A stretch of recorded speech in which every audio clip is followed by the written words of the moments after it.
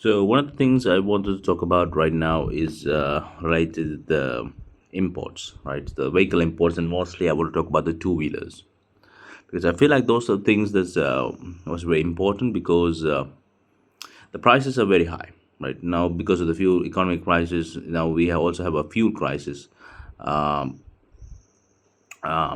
there's a limited amount of stocks. The prices are getting higher, and they're only going to go higher because of the Strait of Hormuz being closed and tensions in the Middle East.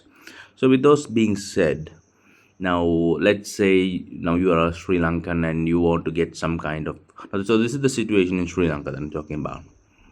But the general concept that I'm teaching here is applicable to pretty much any scenario because that's the way I'm going to talk about the concepts here. And this is a business related video because I make different types of videos. So this one will be related to business. And let's just have a look. I done some proper research on this, so let's see. So now, for an example, let's say now you are someone in Sri Lanka and you want to get a electric bike. So that is something about 1,500 USD. Okay, but when you are getting that thing from here, from like, when you're receiving it here, the price is not going to be the set value that is put forward by the company or by the original company. So it's going to be something around 3,500, maybe even 4,000. That is a pretty high value, right? So now, why is it that value that we're talking about? Why is it going that high? So that is what I'm going to be talking about right now. So the normal thing, so you have when you make the vehicle, there's a cost, right? So when the vehicle comes to hit the country, there's something known as a CIF, cost insurance, right? So you have so that is the main, the value by which it comes here. So insurance, freight, and all those things will naturally, be put as the base value. And in now Sri Lanka has a very low amount of the foreign reserves, and only it started building up, right? So if the country, now you have to understand, so now you want to get some vehicle, so and probably there is no local company that makes proper, maybe there are. Now I have seen some certain brands are there, but if you look at but they are also somewhat expensive, but if you look at these abroad companies, if you purchase from them, you're producing the US dollars, right? So these are foreign currencies, and they are usually an important source of, you use that to make different trades, right, to get different imports. So it doesn't have to specifically be that. So that is the foreign currency reserve. That's what is usually that what they say. And as of right now, if you take a look at the report, something around 7 billion is what is there. So that is important, so that and to protect this, right? So they can use the foreign reserves to get a lot of imports from for different purposes from different countries, and to protect that trade. So they have to have a specific amount of reserves. The best way to you one way to do that is to avoid the money leaving the country, and that is why this tax is imposed, to avoid the loss and to decrease the demand. But unfortunately, it is essentially making this thing to be what did you say, a luxury, while in the real scenario, a two-wheeler is not a luxury. You need a two-wheeler to get around in this place, right? So it's very hard to do work if you are doing some kind of if you are in some kind of healthcare, you are in some emergency work, then it's going to be a big problem because you need some kind of transportation, right? So now, with that being said, so you are trying to protect the reserves, you're trying to protect the local, maybe companies, the local companies as well. There are a few that I know of, and it's very important because it is global trade, right? You can use that to take part in global trade. So that is one of the reasons why this is being defended, right? So the government is trying to come back, now let's understand this. Now, why is the value, as I said, even though it's 1,500, it is not 1,500. It's about 3,000, 3,600. It's at least two times the value. So why is it that high, and what is the exact amount that is being taxed. So you need to know those values, I think so, because it's otherwise there's a little bit of confusion. And is there actually a use to taxing the motorbikes? All right, because I mean there are large vehicles that are real luxury. The small, I mean, if you were to tax an electric two-wheeler, that is I mean that is something that is not a luxury, is it? Right, because for example, in this country you might not have vehicles with a range of electric vehicles with a range of maybe 200, 300 from a trustable brand. Right, you might not have those kind of facilities or features. So in those instances you need to import. Right, you're someone who wants those features, means you have to import.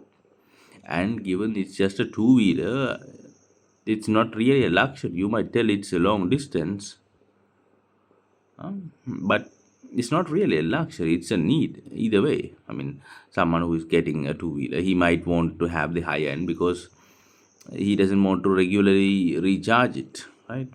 But yeah, that's the thing you can say. But I really doubt that's that much of a luxury to be taxed on. All right.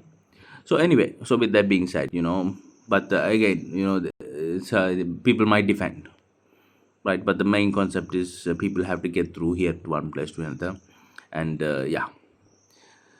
Okay, so now with that being said, now we have the, what do you say, the so it is coming with a per certain CIF value, which I was talking about, the cost insurance freight value. And now how is this going to be taxed, and what part of it actually going to be the tax which you might expect from the customs and those things. So let's say the CIF is 100%, the cost insurance freight is 100%. So then what you have is you have a customs import duty tax, so customs tax, that is your basically around maybe 30%. And there can be a surcharge on this tax, right? That is maybe up to 50%, so this 30% can become 45%. So from here, from this point, it can be from 100 to becoming 145%. Now you have to understand that this value that comes out here will get the value added tax from the Sri Lankan inland revenue. So that is the plus 18% that will come here. So that puts this around 170%, 180%. Now that's the main three values that I'm talking about, because in addition to this, you might have the shipping cost, which might come around 200, about 400 maybe dollars an additional amount. So this is where you have to understand, right? So this is the breakdown, right? So if you were to take the value to be 100, then put this tax 145, the value of the tax comes on top of those, on that 145, so it becomes something like 160, 165 the of the normal value. That's what it becomes, yeah. No, it becomes around 170%, because yeah, 170%, something like that. So this is what happens, right? So now itself is 1.7 times the value. But in addition to this, you have to talk about, like I said, the other costs are also there, so it might go to 200%. So that is why you see the difference in value. So this is general breakdown. It might not. So here you will see more of these valuations in between the tax valuations, but in different countries you might not see that. So now I talked about like why is it really useful taxing the two-wheelers in contrast to the larger ones? Now, for an example, there is a value that I looked up, and one of the articles mentioned that 1.5 billion, right? 1.5 billion was in to be from USD in the year 2025. There was a forecasted value. So let's just use that forecasted value, right? So of that, that was assumed to be the revenue from the tax, import tax or something like that, the for that year, right? So now if you were to take the two wheelers around 200, I think around 240,000. So one of the values showed to around 240,000. two-wheelers were imported, something like that, and that way. So you take the calculation. This is maybe say take around 1,000 USD per this one thousand hectares as the tax. Then you will have a value like 240 million. So of this 1.5 billion, $240 million is the value that the government is getting from the two-wheeler tax. So now you might see that there is a high value. So this is the reason. This is the breakdown, and this is the reason why the government has to do this. There's a lack of reserves and all of those things, the crisis, the IMF protocols, and all of that are there. So they might be doing something, around that we might have that, but people might have to negotiate this as the government stabilizes. Is there a need to really consider the two wheelers a luxury, right? Because already the four wheelers are a luxury. When then do you have to even talk? Because the thing is how there are some companies, they have given the vehicles for leasing. They can't afford the loss. You reduce everything immediately. Then now they are complaining because people they don't want to lease anymore, right? And people might see the leasing as a loss. But I really don't understand because they have signed a contract, is it not? So you sign a contract with the person, then the person has to pay it, whatever the case. I mean, I don't see. But if they have additional stock that they have stocked up specifically for leasing, then there might be a concern. So this is just the interesting breakdown and just a small conversation on what these things are. I feel like it's interesting and it's good to know.